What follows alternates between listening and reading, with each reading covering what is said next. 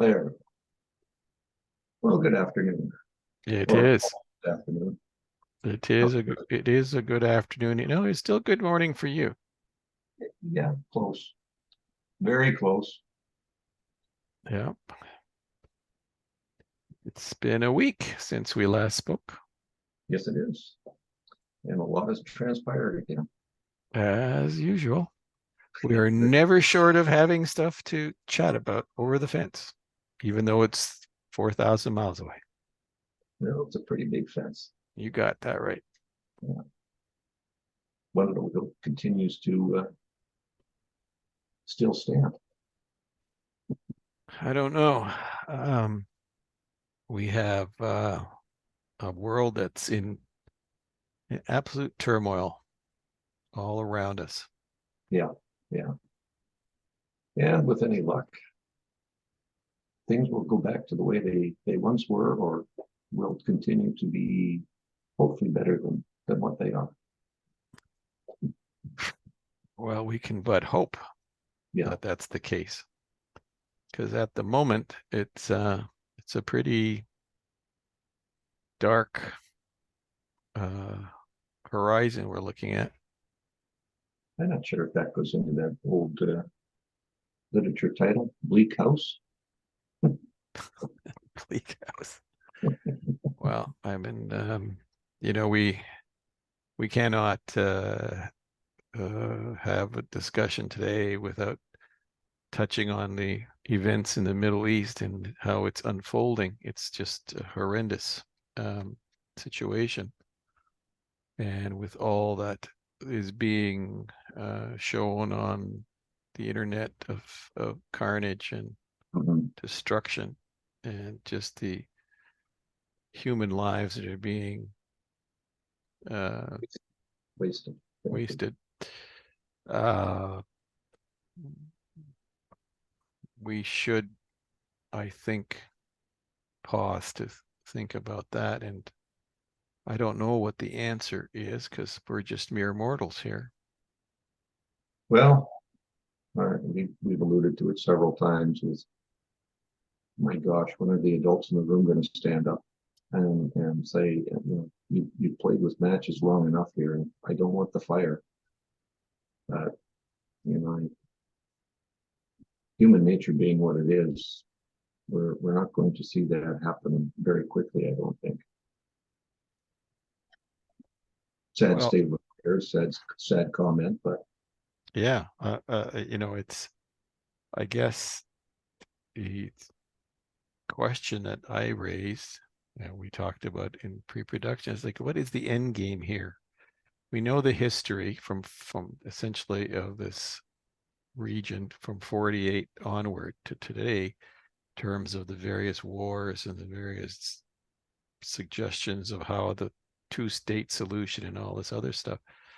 But there is no one's talking about the end game here. They just keep talking about, you know, uh, retribution and vengeance on all sides. And um, when you look at the issue of you know, Turkey, for example, now becoming intensely involved in this, a NATO country, what's the end game here? I mean, the Turks have one of the biggest armies in the region. Some 2 million people are in the Turkish military. Uh, and you have the two task force fleets of the U.S., one in the Red Sea and the other one in the in the Eastern Mediterranean, which is each of those is a formidable force, but not enough to send. What exactly is their role there? And they're getting their various little bases around Iraq and Syria and whatever, getting attacked by elements of the proxy Hezbollah gang, uh, and it's just too confusing. Like you're going, what are all these moving pieces all over the place got to do with the elementary issue of terrorists that did what they did on the 7th of October? And now you're trying to resolve that. And these two sides are absolutely intransigent. Well, we've talked about that before with the, the left hand and the right hand, and look over here. And as you said, there's just so much going on that we're not even sure which is the left hand and the right hand, and which one we should be grasping at or looking at, or uh, the human mind is wonderful at being able to discern lots of different things, but even like a high-end gaming PC, too much input and too much stimulus is going to overload it, and there's going to be a bit of a meltdown or a breakdown, and I guess that's what I fear. That's when the stupid things happen. So yeah, and closer to home, you have a huge outpouring of support, evidence on the streets for the Palestinians. And then there's the specter of growing anti-Semitism and outrages against the Jews in various countries, U.S., Canada, Europe. I mean, this comes home. What will happen on here we are, essentially 6,000 miles from what's going on in the Middle East, but there are literally tens of thousands of Palestinian supporters on the streets of North American cities, and some of them clearly are going to be violent. And so then the question is, what's the end game for civil societies in our neck of the woods? I mean, it's what goes on in the Middle East is above our pay grade at the moment to even contemplate where does it go in terms of the end game, or what is it that the two sides will look like when this is over. But what happens here in the meantime in our communities, in our societies that have welcomed literally all millions of people from around the world, but there's a whole lot of Arab, Islam associated folks who've come in to North America, into Western Europe, who clearly are unhappy and very, very vociferous, if not worse, about supporting the cause, their cause, versus the anger and the lashing out by the uh, Jewish community to what's happened to them 3 weeks ago. So, like how do we deal with that? Because you can't, now it's a question of taking sides. I don't know what's right and what's wrong. You have the right to demonstrate. You have the right to your opinion, just like you and I have a right to our opinion for the moment, anyway. Here, well, that's true, because we can venture off into that sham trial that's going on in Ottawa with the Freedom Convoy, but that's probably for another day. yeah, yes, and you're right. But let's go into the shams of Ottawa in a minute, because there's lots of them. And again, our audience is international. They'll say, "Why are these two guys always talking about screw ups in Canada?" Because it's easy. It's so easy. But I don't know where the adults are, as you alluded to earlier, with regard to what's happening on the streets. We weren't able to deal with the woke nonsense for 2 years on the streets. This is far more dangerous and far more insidious than worrying about, some person running around in a dress who is getting people upset or what have you. So, this pits, so many different elements of our diverse society against each other, and then who is going to be the arbitrator, or through what Yeah, mechanism? yeah, and I don't know. It's just right now. I think I'm pretty close to just overload. I'm looking, trying to figure out where you have to be? Which hand shall I look? And I'm at a loss. I don't know. We always said, well, I've always heard it said that everybody worried about having children when they were growing up because what kind of world are we bringing them into? And inevitably, things stumble on, and well, they may not be the same as they were, but they're okay. And but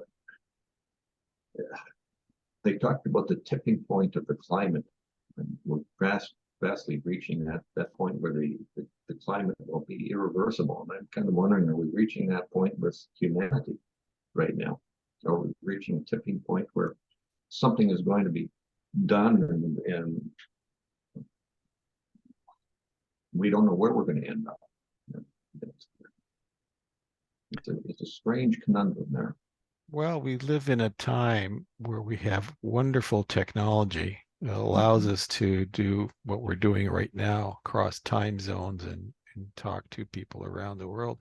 At the same time, that what we are talking about is from sources where we're beginning to wonder whether you can believe the sources of the information that we're getting. Yeah. And how much of it is misinformation or planted information. Yet we have governments who are supposedly setting up machinery or mechanisms to protect us from the misinformation and the disinformation. Well, in the case of what's going on right now, I'm pretty darn sure that the very governments that are telling us they're going to make sure that we don't get disinformed are actually doing the disinforming. Yeah. It used to be called propaganda.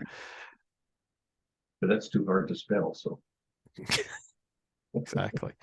So, we really are in uh, uh, dangerous waters that way because we don't know. It is. And I sent you that quote the other day. I was reading that book and it came up, and Napoleon Bonaparte remarked that history is a set of lies that have been agreed upon, followed by Winston Churchill famously said that history is what is written by the victors. So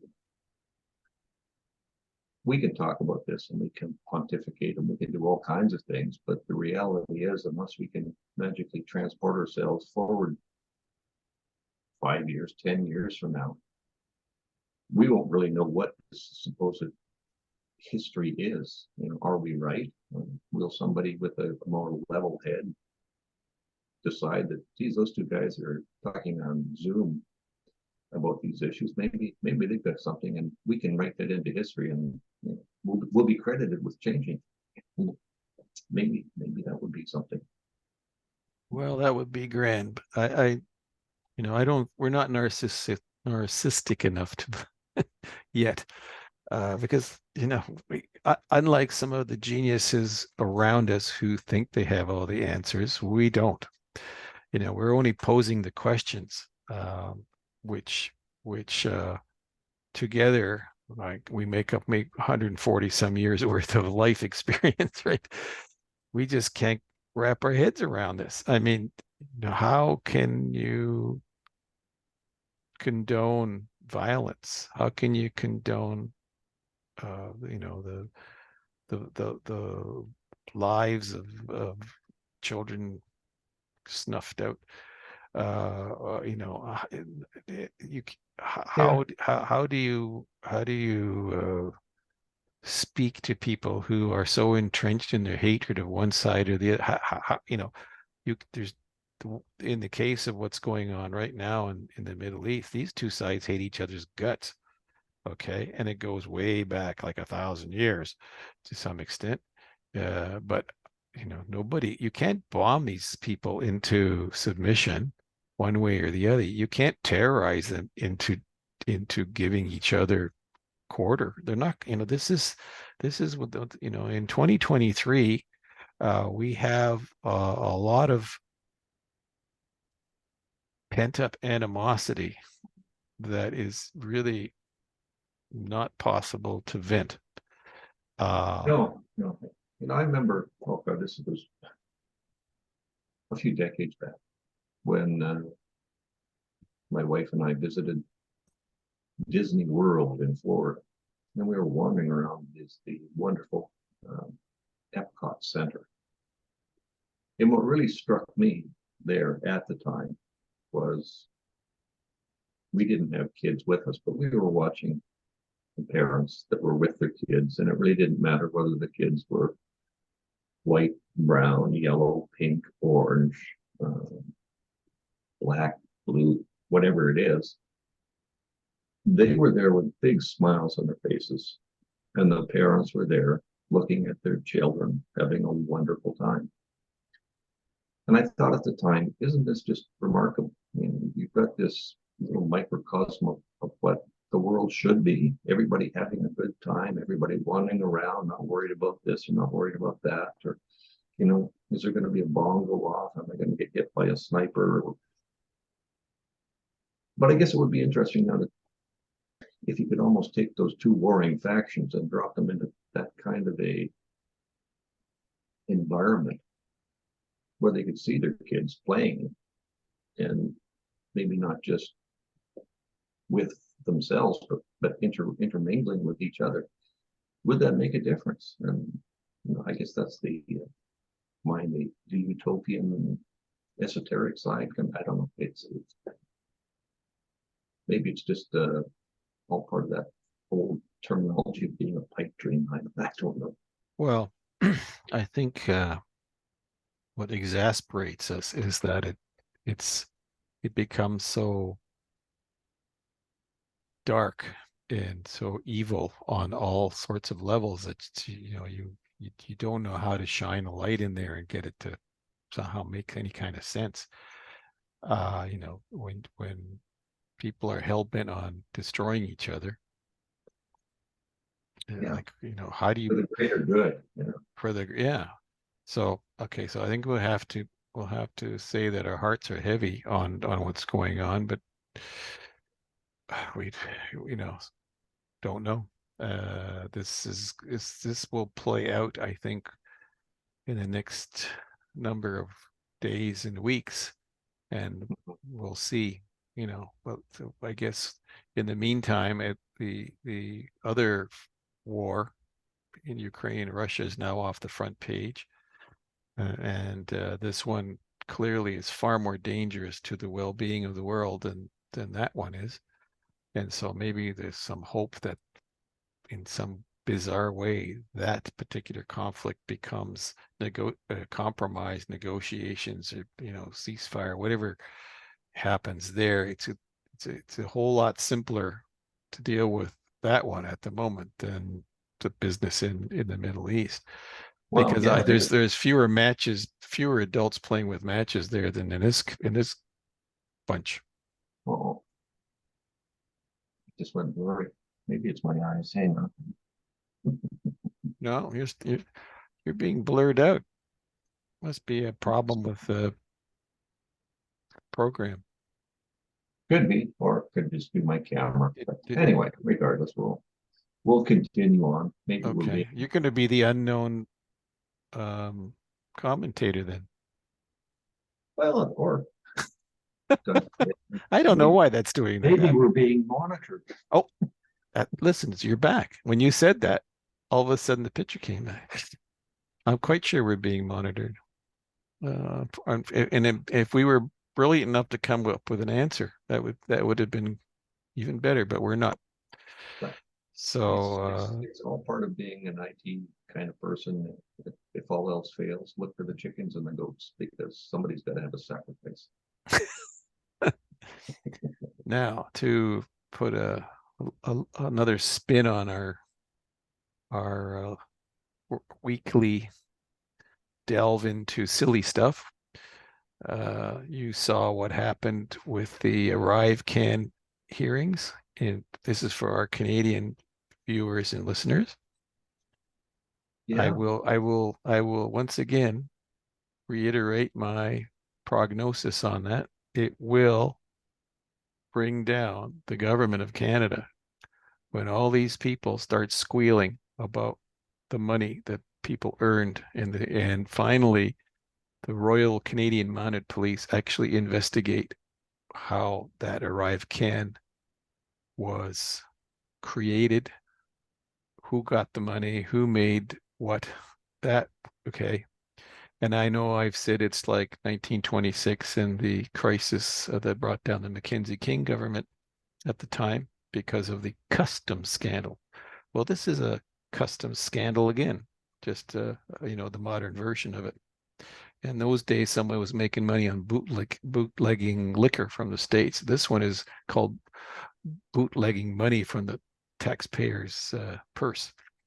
So, Yeah, well, and you're right. It's an interesting set of circumstances that need to be investigated. oh But yeah, you know, the reality is, and I think you probably hit it right on the head, is that these people earned money. Well,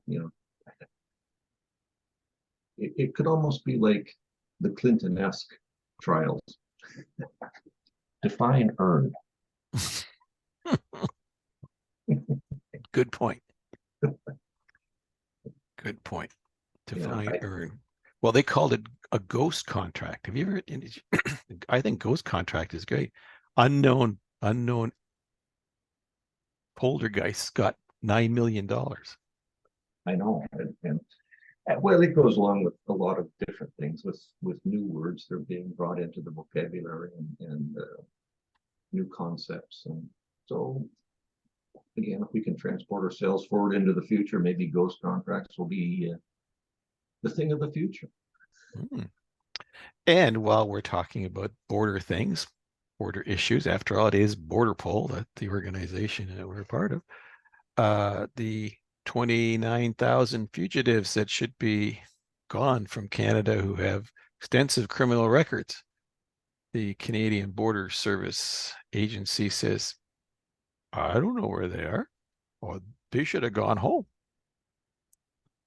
Once again, another nail in the coffin of this government that Well, seems to not care that there are 29,000 folks that should have been sent back. yeah, and I would not want to hold my breath on that one. The track history of this particular brand of government have had so many amnesties, or we won't call them amnesties now. We'll call them adjustments of status. We'll call them Administrative. oxen free, whatever you want to call them. But the reality is that it never solves the problem, because inevitably we take care of that problem, but we create another one because you've now raised the hope of millions of people around the world to say that, well, geez, if we can get there, all we have to do is wait X number of years and they'll regularize our status. Well, according to the Toronto Sun, Brian Lilly, Canada is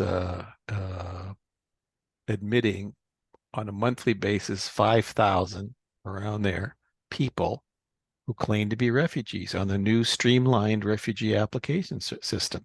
So Well, there's an app for that, right? there's an app for that. Yeah, I'm sure there is. Anyway, so 5,000 a month. My math is that's 60,000 a year of people who just decided that they were going to come here and no questions asked. You're a refugee, come back for your hearing in 3 years. They're getting their lessons from our pals to the south, where they've got 7 million of these folks just wandering in through the southern border over the last 2 years. Yeah, and I guess that goes back to, again, kind of tying into what we're alluding to before, is we don't know who these people are. Obviously, we've got 29,000. We don't know where they are. What does this do to our society? Are we sitting on a ticking time bomb? I don't know. My question is, what's the point of this? Why would you, in the Canadian example, bring in 1.5, almost a million and a half people when you have no homes, no jobs, nowhere to essentially integrate these people into the society? And they keep talking about shared values. We don't even know what their values are. And then to the south of us, are well into the 7+ million people, same problem. Why is the government of Canada and the United States hell bent on changing the society from the inside out in a way that no one has any sort of understanding of what the game plan is. Like no one's ever asked the voters in the US or in Canada, should we do this? These little elites have just gone ahead and done this over the last 2 years, literally. So there's a purpose, but what is the purpose? It's not explained. No. Other than, oh, they're going to do jobs that nobody else wants to do. Well, that's a total myth, Well, because there's that, and there's also the fact that we need to increase our population base because the aging population and the lack of kids and excuse me, these are the same people who are telling me that we have to decrease the population because climate change. So which one is it? We increase the population because there's not enough. Yeah, okay. I'm going to stop right now because again, it's something that I cannot get my head around. This, well, we also have had that again in a microcosm where we've been over the last 8 years talking about how we're going to be carbon neutral nation in 10 years, 15 years. And yet, because the government's popularity is falling down now, they've decided to cut that infamous carbon tax and increase the rebates. And a for lot of that, some people, for some people, people. but a lot of that has to do with the falling popularity of the current leaders in power. So Heavens, again, no, I'm shocked. Yeah. Yeah, no, that's got to be another scam. I mean, who believes that? 2.5% of Canadians use furnace oil to heat their homes. yeah, And almost 100% of those folks are in what's known as maritime Canada or Atlantic Canada. These people are being bought off with their own money. Oh, no, they're going to be sold a heat pump. Here's $250, buy a $10,000 heat pump. Someone who already cannot pay their bills isn't going to buy a $10,000 heat pump. yeah. This is, the transparency of this bunch is just how they think how stupid everybody is. Well, I think that's the case. I would be a bit surprised that somewhere along the line, the illustrious leader of this country is going to be standing up and saying, "Well, I never said that this was going to solve the climate crisis." And the master of talking out of both sides of his mouth is just phenomenal. But Yeah, go ahead. He's not alone. I'm sure that politicians around the world will be in the same state where their popularity is declining and they're worried about whether they're going to be able to be reelected is going to have an impact on the way any government does things. So wasn't it Thomas Howell that said that there's three things that a politician is concerned about? The first one is getting elected, the second is getting reelected, and the third, probably way down the list, is your problems. Yeah. Well, there's no question that we live in weird times that way. What did you think of the situation that just got wrapped up yesterday with that crazy guy with the gun out in Maine? I guess I'm not surprised to find out that he's deceased. By his own hand, apparently. Yeah, and I guess the concern is where is that going to come? Yeah. Well, how come everybody saw there were warning signs? This guy is having serious mental problems, was in an institution, and he's still running around with a gun? Well, without trying to draw parallels to tragic incidents, but it was the same with the gunman in Nova Scotia. Everybody knew that he was perhaps unstable, and everybody knew that he had guns, and everybody knew that those guns were not purchased legally. They were again. Yeah, this guy was in the military. He was a firearms instructor.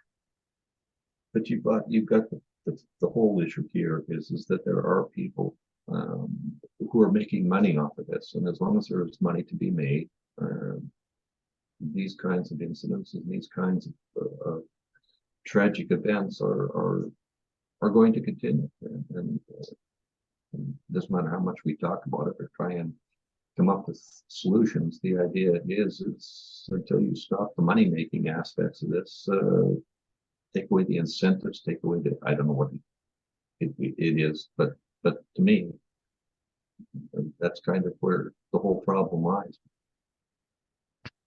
Well, it's a tragedy for the families of those 22 victims. Oh, absolutely. I mean, Yes. it's unbelievably painful. Mhm. The only small mercy is that there was no racial component to this that we're aware of.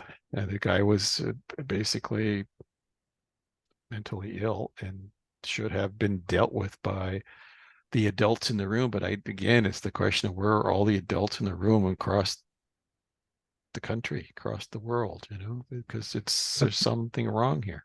Well, the adults in the room, and why is it that you can have hundreds of millions or billions of dollars being fetted out to organizations around the world, but you don't put any of that money into your own hospitals and health situations and mental health places.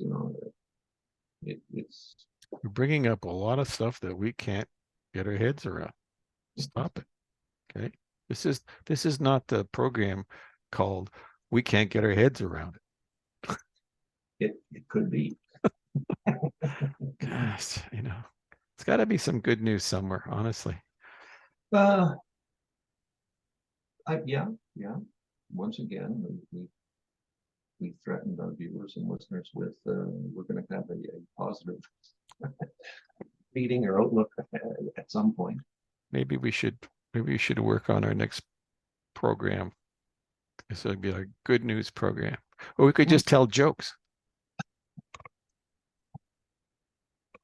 Well, we could try. We do a comedy show. Maybe that would lighten things up. Well, doesn't comedy imitate life? Okay. As usual, we want to say thank you to our viewers and Yes. listeners. Hit the As like you button can if see, it's- you can whoops, over here, you can see where you can watch this, listen to it. Mhm. Also on Spotify. I forgot to put that up there, but I'll fix this slide so that it says that for our next show. We want you to let us know what you think. Yeah, it would be very, very interesting to know if we've touched a nerve with anybody or anybody else has any points that perhaps we haven't thought about or touched upon. Moreover, you can get in touch with us if you'd like to join us in an upcoming broadcast. If you have any expertise in sort of the things that we talk about here every week, get in touch with us by email at borderpol@borderpol.org, and we'll see if we can set it up and have some more interaction with our audience. Yeah, I'm sure that there's people out there who have something to contribute. I think, and wasn't it John who's going out to some meeting or other that we hope to be able to entice onto the program to find out what was going on there. That's right. So We won't give that away because at the moment I can't remember exactly what geopolitical part of the world he's going into. I think it was very close to that hot button issue that we were talking about. Yeah. So we'll wait till he comes back and see what he has to say. Yeah. Okay. Well, once again, we've almost solved all the problems of the world. I don't think we've even put a nick into it. Not even close. All right. All right. Well, you have a good week. And you as well. I'll see if I can get some jokes together for the next program. Maybe we'll start it off with some lighthearted banter. That would be a good idea. Okay. Anyway, Good. you take care, Bob. And you too, Tom. See you later. Yeah, you too.